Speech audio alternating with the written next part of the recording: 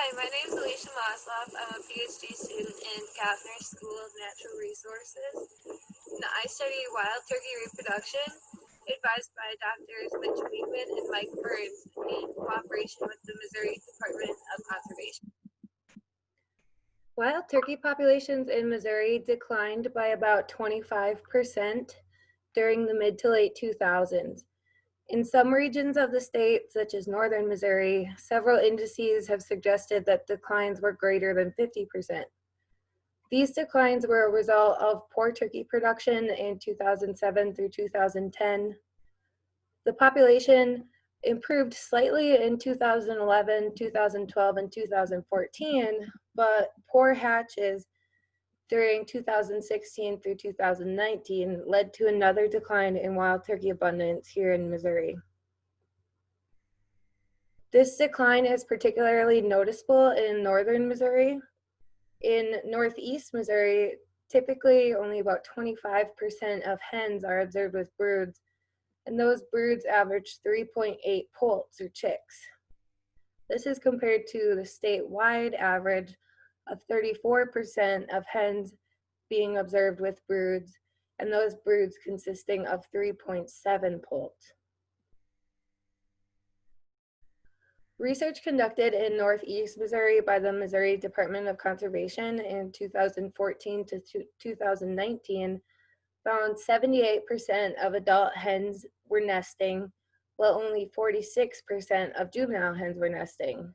However, the success of those adult hen nests was only 27%, meaning only 27% of nests laid by adult hens were hatching. And of those poults that were hatching, only 23% of them were surviving their first month of life. Nest success and poult survival are important factors which may be contributing to the decline in turkey populations here in Missouri. Turkey populations are affected by reproduction. The more poults that hatch and survive, the more turkeys we're likely to have in the future. Reproduction is influenced by three factors: nesting rate, which is how many hens nest; nest success, which is if the eggs in a nest hatch; and poult survival, which is how long a poult survives after hatching and if that poult survives long enough to become an adult and then reproduce. There are many environmental factors which may influence nesting rate, nest success, and poult survival. Predators such as raccoons, skunks, and possums may prey upon nests and poults, reducing nest success and poult survival. Habitat change and weather may affect where and when a turkey nests and if the nest successfully hatches, while insects, which are poult's primary food source, may also affect poult survival.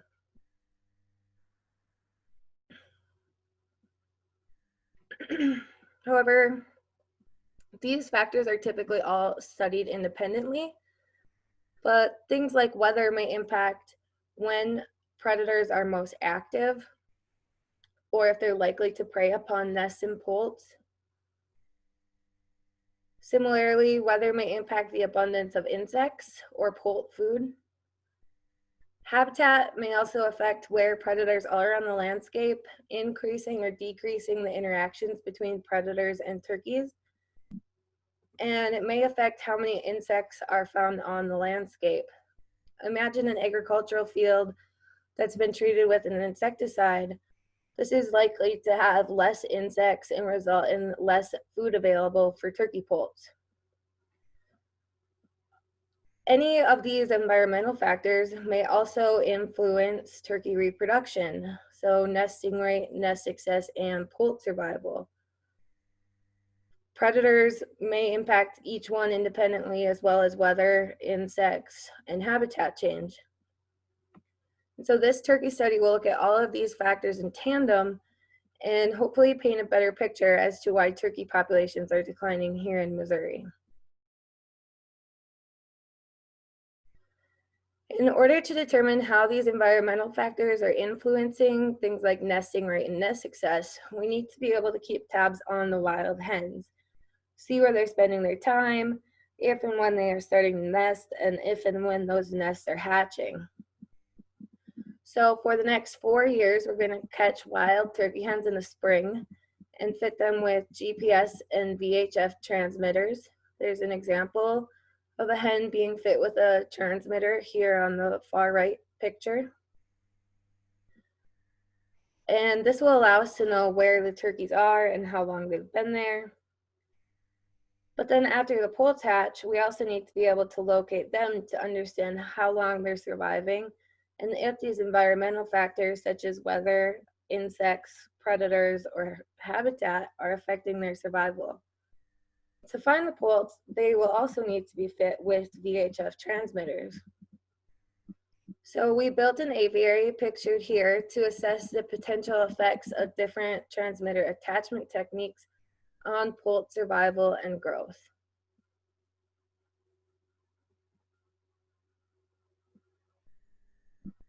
The aviary measures 24 by 48 feet. It's split into 8 pens, which are approximately 12 by 12 feet. The entire thing is constructed out of 1-inch chicken wire, which is also buried 2 feet in the ground to prevent predators from digging underneath and accessing the aviary. In addition, there's 2 by 4-inch welded wire fencing 3 feet above the ground. So these bottom 3 feet have that. And then there's also 3 strands of electric wire to try and keep our little poult safe. So you go in one of the pens.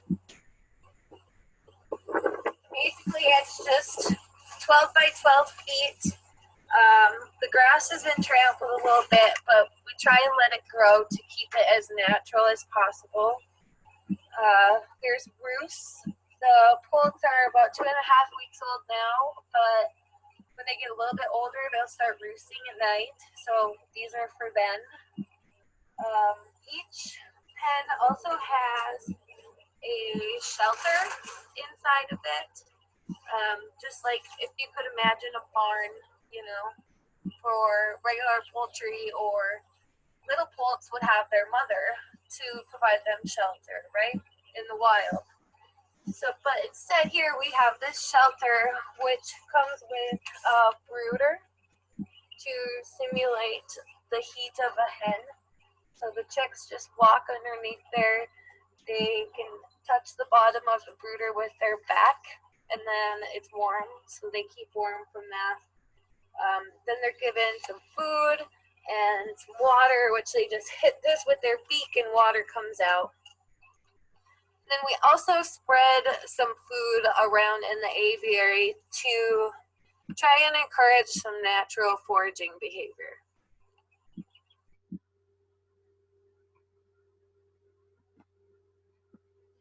So to assess the potential effects of these device attachment techniques on turkey poult survival or growth, we use domestic turkeys as a model species.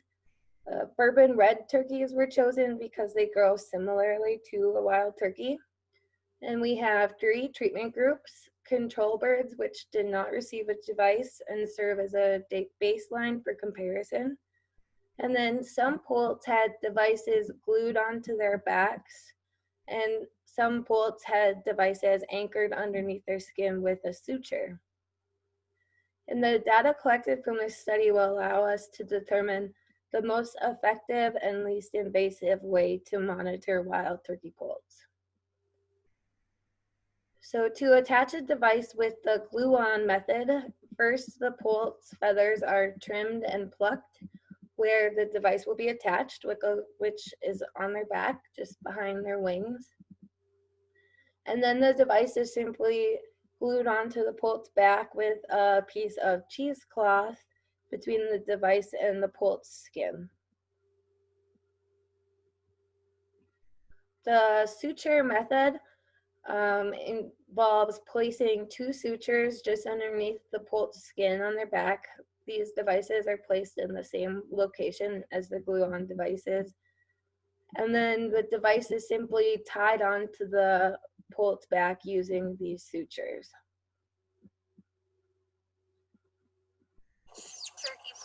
receives what's called a wing tag. And this is just a little marker, like a leg band, except it goes on their wing, that has a number on it so we can identify each poult. And then to understand any effects that the devices may have on turkey poult survival or growth, we weigh and measure every poult every day. And so to do that, we have a couple tools that we use. This is called a caliper, and we use the caliper to measure tarsus. So tarsus is a morphometric measurement of this bone in a bird's leg, this one right here.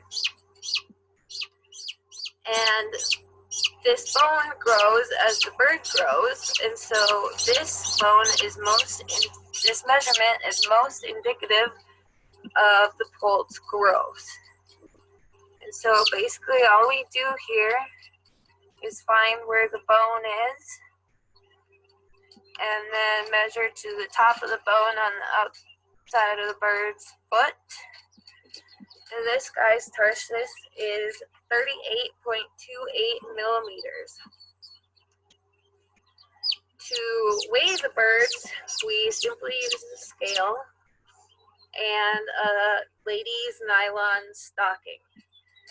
The stocking is so that we can put the bird in the stocking to weigh it.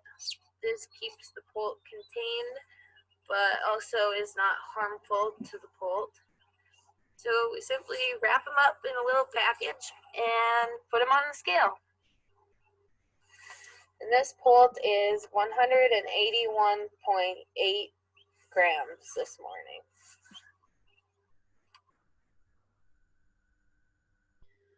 So this plot shows the weight here on this axis of 16 poults for the first week after they were tagged.